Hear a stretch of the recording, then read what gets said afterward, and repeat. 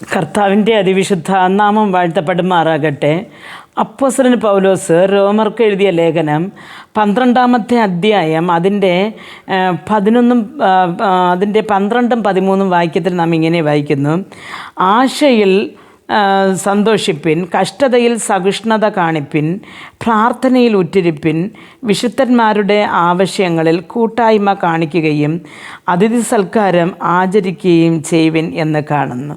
പ്രിയ ദൈവമക്കളെ, ഇവിടെ പൗലോസ് അപ്പോസ്തലൻ പറയുകയാണ് പ്രാർത്ഥനയിൽ ഉറ്റിരിപ്പിൻ, കൂട്ടായ്മ കാണിപ്പിൻ എന്ന്. അപ്പോൾ സഹോദര സ്നേഹത്തിലും സഹോദര പ്രീതിയിലും നാം മുമ്പോട്ട് പോകണമെന്ന് പറയുമ്പോൾ അവിടെ പൗലോസ് അപ്പോസ്തലൻ പറയുന്ന വേറൊരു കാര്യമാണ് പ്രാർത്ഥനയിൽ ഉറ്റിരിക്കുവാൻ. പ്രിയ ദൈവമക്കളെ, അപ്പോൾ നാം പലപ്പോഴും പലതും ദൈവത്തിൽ നിന്നും മനുഷ്യരിൽ നിന്നും നാം പ്രതീക്ഷിക്കാറുണ്ട്. അപ്പം നാം പ്രതീക്ഷിക്കുന്ന സമയത്ത് നമ്മുടെ കരങ്ങളിൽ എത്തിയില്ല എങ്കിൽ, അല്ലെങ്കിൽ അതിൻ്റെ ഒരു മറുപടി കിട്ടിയില്ലെങ്കിൽ, മനുഷ്യരിൽ നിന്നോ ദൈവത്തിൽ നിന്നോ ആയാലും നമുക്ക് മറുപടി കിട്ടിയില്ലെങ്കിൽ നാം ക്ഷീണിച്ച് പോകാറുണ്ട്. നമ്മുടെ ശാരീരികമായിട്ടും നമ്മുടെ മാനസികമായിട്ടും നാം തളർന്ന് അടുത്തൊരു കാര്യം മുമ്പോട്ട് ചെയ്യുവാനോ അല്ലെങ്കിൽ മുമ്പോട്ട് ആലോചിക്കുവാനോ കഴിയാതെ വണ്ണം നാം ആയിത്തീരുന്നു. പ്രിയ ദൈവമക്കളെ, ഇവിടെ പ്രാർത്ഥനയിൽ ഉറ്റിരിപ്പാൻ പൗലോസ് അപ്പോസ്തലൻ പറയുന്നത് പോലെ നാം എന്ത് തന്നെ നടന്നാലും എന്ത് തന്നെ സംഭവിച്ചാലും നാം പ്രാർത്ഥനയിൽ ഉറ്റിരിക്കേണ്ടത് നമ്മുടെ ആവശ്യമാണ്. ചിലപ്പോൾ നാം പ്രാർത്ഥിക്കുന്നതിനും വിരുദ്ധമായിട്ട് കുറേ കൂടെ കഷ്ടതകളായിരിക്കും അല്ലെങ്കിൽ വേദനകളായിരിക്കും നമ്മുടെ ജീവിതത്തിൽ വന്നു ചേരുന്നത്. ആ ഒരു കഷ്ടതയും ജീവിതത്തിൽ വീണ്ടും നാം പ്രാർത്ഥനയിൽ ഒറ്റിരിക്കുകയാണെങ്കിൽ നമുക്ക് നിർബന്ധമായിട്ട് നമ്മുടെ ആ കഷ്ടതമായ ഒരു ജീവിതം അനേകരുടെ ഹൃദയങ്ങൾക്ക് ആശ്വാസമായി മാറുവാൻ സാധിക്കും. ഞാൻ ഒരിക്കൽ മോഹൻ സി ലാസറസ് അവരുടെ ആ ഒരു പ്രസംഗത്തിൽ കേട്ട ഒരാളാണ്. ഒരു പ്രസംഗത്തിൽ കേട്ട അവരുടെ അനുഭവ സാക്ഷിയാണ്. എന്ന് പറഞ്ഞാൽ അവരെ മക്കളില്ലാതിരുത്തിയിരിക്കുന്നത് വരെയും അടുത്ത അനേകർക്ക് ഒരു ആശ്വാസമേകുവാനാണ് എന്ന്, അവരുടെ മക്കളില്ലായ്മ അനേകരുടെ കണ്ണുനീര് തുടയ്ക്കുന്നു എന്ന് അറിയുമ്പോൾ അവർ സന്തോഷിക്കുന്നു എന്ന് പറഞ്ഞു. കാരണമെന്ന് പറഞ്ഞാൽ ഒരു 10 വർഷം മക്കളില്ലാതിരുന്ന ഒരാൾക്ക് വേണ്ടി അവർ കരഞ്ഞുകൊണ്ടേയിരുന്നപ്പോൾ എനിക്ക് മക്കളില്ല എന്ന് പറഞ്ഞത് കേട്ടിട്ട് അവരുടെ കരച്ച് പെട്ടെന്ന് അവർ നിർത്തിയെന്ന് പറയുന്നു.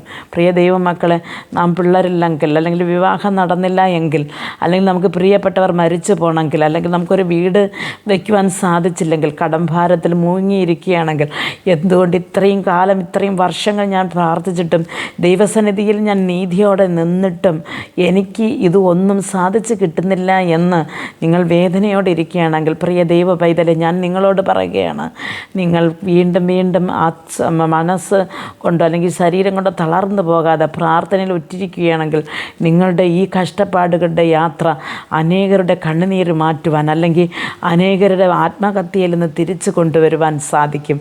ആയതുകൊണ്ട് ദൈവം തന്നിരിക്കുന്ന ഈ ജീവിതത്തെ സന്തോഷത്തോട് മുമ്പോട്ട് കൊണ്ടുപോകുവാൻ ദൈവം നിങ്ങൾക്ക് ഓരോരുത്തരും കൃപ നൽകട്ടെ. പ്രാർത്ഥിക്കാം.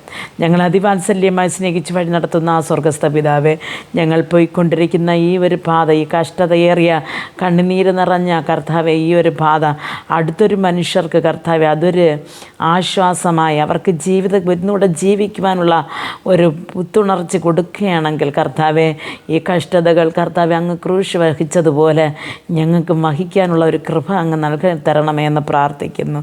കർത്താവെ, ഏറെ കഷ്ടതകൾ കൊണ്ട് നിൻ്റെ ജനം അടുത്തു പോകാതിരിപ്പാൻ കർത്താവെ പ്രാർത്ഥനകൾക്ക് മറുത്തരവുമായി വരുന്ന ദൈവത്തിൻ്റെ സന്നിധിയിൽ കർത്താവെ ഈ മെസ്സേജ് കേൾക്കുന്ന ഓരോരുത്തരെയും അപ്പൻ്റെ കരങ്ങൾ തരുന്നു. കർത്താവിൻ്റെ ജീവിതത്തിൽ കർത്താവെ അവർ ആഗ്രഹിച്ചിരിക്കുന്നത് കർത്താവെ പ്രാപിപ്പാനും അതിൽ കൂടെ അങ്ങയുടെ നാമമഹത്വത്തിനായി സാക്ഷിയായി തീരുവാനും ഓരോരുത്തർക്കും കൃപ നൽകണമെന്ന് പ്രാർത്ഥിക്കുന്നു.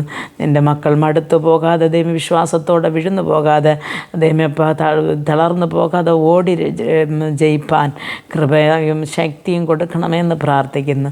യേശുക്രിസ്തുവിൻ്റെ നാമത്തിൽ പ്രാർത്ഥിക്കുമ്പോൾ പ്രാർത്ഥന കൃപയോട് കേട്ട് മറുപടി നൽകി തരണം നല്ല പിതാവേ. ആമേൻ.